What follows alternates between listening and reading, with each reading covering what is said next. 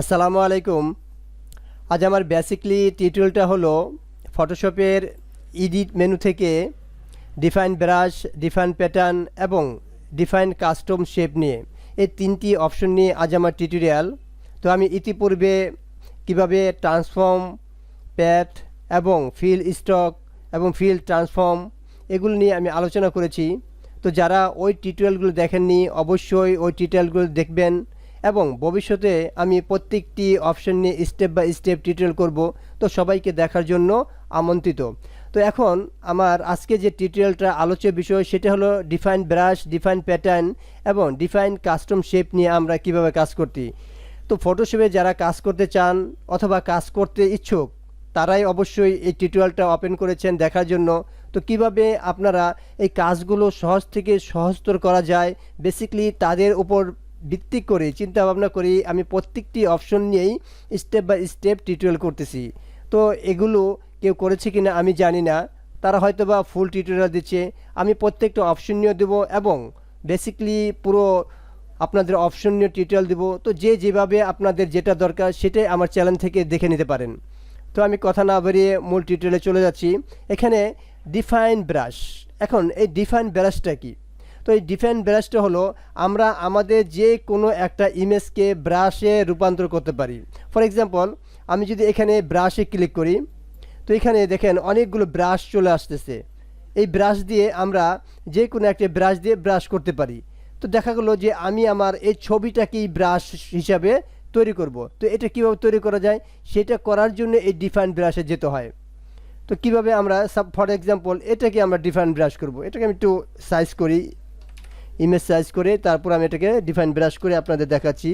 আমি এটা passport size করলাম 1.6/2 এবং রেজলিউশন 300, দেন ওকে। এখন এটাকে আমি ডিফাইন ব্রাশ তৈরি করব। তাহলে কি করব, এটাকে আমি ক্লিক করব যদি আমার ক্লিক করা না থাকে। এরপর আমরা এডিট অপশনে যাব। এখন দেখেন এই ডিফাইন ব্রাশ নামে একটি অপশন চলে আসছে। জাস্ট এটা আমি ক্লিক করব, এখানে আমাকে একটা নাম চাচ্ছে, অর্থাৎ আমি এটাকে কি নামে ডিফাইন ব্রাশ করতে চাই, অর্থাৎ ব্রাশের নামটা যাচ্ছে।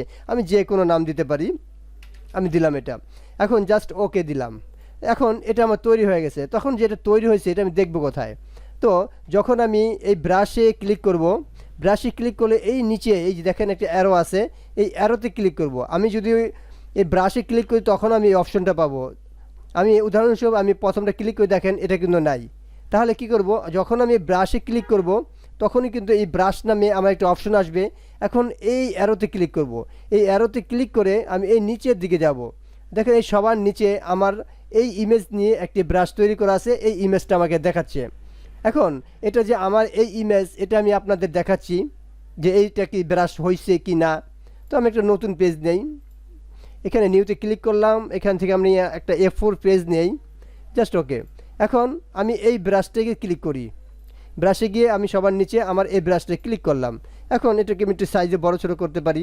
আমাদের ব্রাশের এখানে দূরেও করা যায়, সাইজে আবার যদি ড্রাগ করলে ছোটো করা যায়, আমি সবচেয়ে বড় করলাম।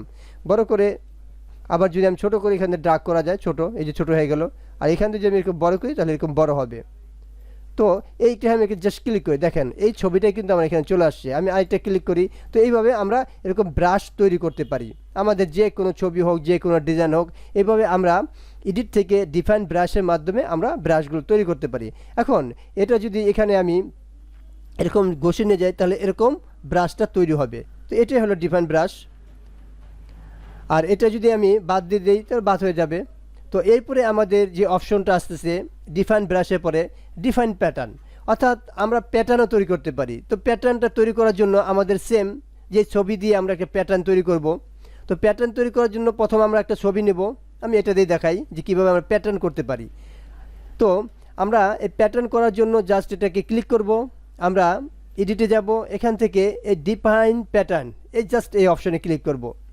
এই অপশনে ক্লিক করে সেমভাবে আমাকে একটা নাম চাইবে, আমরা যে কোনো একটা নাম দিয়ে জাস্ট ওকে করি। এটা আমার প্যাটার্ন হিসাবে সেভ হয়ে গেল। এখন এই প্যাটার্নটা যে সেভ হয়েছে এটা আমরা কোথায় দেখব? তো এটা দেখার জন্য আমরা এখানে দেখেন এইখানে একটা টুল বক্সের নাম আছে প্যাটার্ন স্টেম টুল, জাস্ট এখানে ক্লিক করব। এখানে ক্লিক করলে আমার সামনে এই প্যাটার্নের অপশনটা আসবে। জাস্ট এই অ্যারোতে ক্লিক করলে দেখেন সবার শেষে এই ছবিটা আমার আছে, অর্থাৎ এই ছবি দিয়ে আমি একটা প্যাটার্ন তৈরি করেছি। তো এটা আমরা কিভাবে কাজ করব এটা আমি আপনাদের দেখাচ্ছি, প্যাটার্ন দিয়ে আমরা কিভাবে কাজ করতে পারি। আমরা একটা নিউ ফাইল নেই, ফর এক্সাম্পল নিউতে নিলাম, আমরা একটা A4 পেজ নেই। ওকে, এখন এই A4 পেজের মধ্যে আমি আমার প্যাটার্নগুলো ইউজ করতে চাচ্ছি, অর্থাৎ আমরা প্যাটার্নটা কীভাবে ইউজ করি সেই অপশনটা আমি দেখাচ্ছি। তো এখন আমরা এডিটে যাই, এখান থেকে ফিলে ক্লিক করি। ফিলে ক্লিক করলে এখানে দেখেন এই প্যাটার্ন নামে একটা অপশন আছে। আমি একটু ক্লিক করে এই কাস্টম প্যাটার্ন এই অ্যারোতে ক্লিক করব। এই দেখেন সবার নিচে আমার এটা অপশন আছে, জাস্ট ক্লিক করে ওকে। তো সাথে সাথে দেখেন আমার ওই প্যাটার্ন অনুসারে আমার ছবিটা চলে আসছে, যেহেতু আমার এটা প্যাটার্ন করা আছে। এখান থেকে দেখেন এরপর আছে ডিফাইন কাস্টম শেপ। এই ডিফাইন কাস্টম শেপটা কি? এই ডিফাইন কাস্টম শেপটা হলো আমরা আমাদের এই ছবিটাকে কাস্টম শেপের মাধ্যমে এটাকে যে কোনো শেপের মাধ্যমে আবদ্ধ করতে পারি। ফর এক্সাম্পল এই ছবিটাকে আমি এখানে আমাদের কাস্টম শেপের অনেকগুলো অপশন আছে। জাস্ট আমরা যদি এখানে কাস্টম শেপ ক্লিক করি, ক্লিক করলে দেখেন এখানে শেপের একটা অপশন আসতেছে শেপ। আমি জাস্ট এটাকে কোন শেপের মধ্যে নিতে চাই ওইটাকেই আমরা এই কাস্টম শেপের মাধ্যমে তৈরি করতে পারবো। ফর এক্সাম্পল এই ছবিটা আমি এই হার্ট এই অনুসারে এই ছবিটাকে আমি কাটতে চাই, শেপ করতে চাই, তাহলে জাস্ট এটাকে আমি ওইভাবে সিলেক্ট করলাম। আর এটাকে উপরে দেওয়ার জন্য আমরা জাস্ট এখানে ক্লিক করে প্যাথ সিলেকশন টুল, এটা ক্লিক করে এটাকে আমরা উপরে নিচে ড্রাগ করতে পারি। সাপোজ মনে করেন এই যে আমি যে একটা কাস্টম শেপ তৈরি করলাম, এই শেপের মাধ্যমেই আমি আমার ছবিটাকে কাটতে চাই, তখন কি করব আমি? তখন এটাকে আমি কিবোর্ড থেকে কন্ট্রোল ইন্টার দিব, দেখেন এটা সিলেক্ট হয়ে গেছে। এখন এটাকে আমি কাট অথবা কপি করতে পারি। আমি এটাকে কপি বা কাট করি, আমি কাটই করলাম। দেখেন যতটুকু আমার শেপ ছিল এই ততটুকুই আমার কেটে গেছে। এখন আমি একটা নতুন পেজ নেই, আমরা নিউতে যাই, নিউতে গিয়ে আমরা একটা A4 পেজ নেই, A4 পেজ নিলাম। এখন এই পেজের মাধ্যমে আমি ছবিটা পেস্ট করে দিই, দেখেন এই ছবিটা আমার কিন্তু চলে আসছে, অর্থাৎ যতটুকু আমি কেটেছি ওইভাবে আমার ছবিটা চলে আসছে। আমি এটাকে ড্রাগ করে ছোটো নিচু করতে পারি। এডিটে গিয়ে আমরা এটাকে ড্রাগ করি, কন্ট্রোল টি দিই, এটা আমরা ছোট বা বড় করতে পারি, করলাম। এখন এই যে আমাদের এই যে কাস্টম শেপটা আছে, এইভাবে আমাদের শেপে আমরা কাজগুলো করতে পারি। দেখেন আমি যতটুকু কাস্টম শেপ করেছি ততটুকু আসে। এখন এটাকে যদি আমরা একটু মডিফাই করতে চাই বা আরও একটু ডিজাইনিং করতে চাই, তাহলে এটা আমরাকে সিলেক্ট করব। এটাকে কন্ট্রোল টি দিয়ে একটু ব্লক করে নিই, সিলেক্ট করে। এখন এটাকে যদি আর মডিফাই করতে চাই আমরা ইন্টার দিই। এখন আমরা যাব ফিল্টার থেকে আমরা এখানে সিলেক্টে আসবো, আবার লেয়ার থেকে আমরা করতে পারি। আমি লেয়ারে আসি, লেয়ার থেকে এই যে লেয়ার স্টাইল, এখান থেকে আমরা সবার প্রথমটা ক্লিক করি ব্লেন্ডিং অপশন। এখান থেকে আমরা এই ছবিটাকে যদি আমরা ড্রপ শ্যাডো দেই, দেখেন এই পাশে আমাদের ড্রপ শ্যাডো হয়ে গেল। আর এখানে যদি আমরা স্ট্রোক দেই, দেখেন ছবিটা আমাদের স্ট্রোক হয়ে গেল। এখন এটাকে আমরা কোন কালার করব না করব এভাবে এগুলোকে আমরা করতে পারি, অর্থাৎ আমাদের স্টাইলিংগুলো করতে পারি। আর এটা যদি আমরা এখান থেকে কালার চেঞ্জ করতে চাই, তাহলে জাস্ট এখানে ক্লিক করে আমরা কালারগুলো চেঞ্জিং করতে পারি, যে আমাদের এটা ড্রপ শ্যাডো কোন কালার হবে না হবে ইত্যাদি ইত্যাদি। এই কালোই দিলাম। তো এটাকে যদি আমরা আরও ডিজাইনিং করতে চাই, জাস্ট এগুলো ক্লিক করে আমরা এগুলো করতে পারি। দেখেন এখন ছবিটার মানটা অনেকটা সুন্দর হয়ে গেছে। তো এইভাবে আমরা, অর্থাৎ আমি বোঝাতে চাচ্ছি এই এডিট মেনু থেকে আমরা যদি এটা কেটে দিই, আমি এটা দরকার নেই, ক্যান্সেল। আমরা যদি এডিট মেনু থেকে এই ডিফাইন্ড কাস্টম শেপ নেই, এই কাস্টম শেপের মাধ্যমে আমরা যে শেপটা নিব ওই শেপের মাধ্যমে আমরা ছবিটা উপস্থাপন করতে পারি। তো ভিউয়ার্স, এটাই ছিল আজ আমার টিউটোরিয়াল, কিভাবে আমরা ডিফাইন ব্রাশ করব, ডিফাইন প্যাটার্ন করব এবং ডিফাইন কাস্টম শেপ তৈরি করব।